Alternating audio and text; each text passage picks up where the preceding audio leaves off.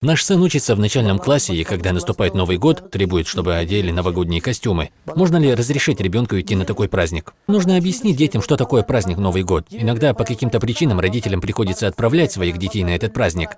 Некоторые мусульмане говорят, ребенок хочет идти, он же отделится от остальных. Люди скажут, что мы, мусульмане, такие непонятные. Но самое главное и важное, нужно исправить вероубеждение детей, сказав: «Мы даем деньги твоему учителю». А он на эти деньги и покупает вам подарки. Это не Дед Мороз принес вам все это.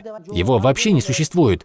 Некоторые люди в своей жизни не хотят верить во Всевышнего, но так как у каждого есть инстинкт поклонения, они ищут объект возвеличивания и, не находя, придумывают себе всякого рода божества. Если бы эти люди понимали то, чего мы, мусульмане, понимаем, они бы не стали надеяться на Деда Мороза, а попросили бы у всемогущего Аллаха. Они не могут найти правильный путь. Поэтому ты не расстраивайся, что не будешь праздновать вместе с их детьми. Дед Мороз ничего не может тебе дать, он всего лишь переодевшийся учитель музыки, и нельзя делать хоровод вокруг елки. Вот тогда вера ребенка станет правильной.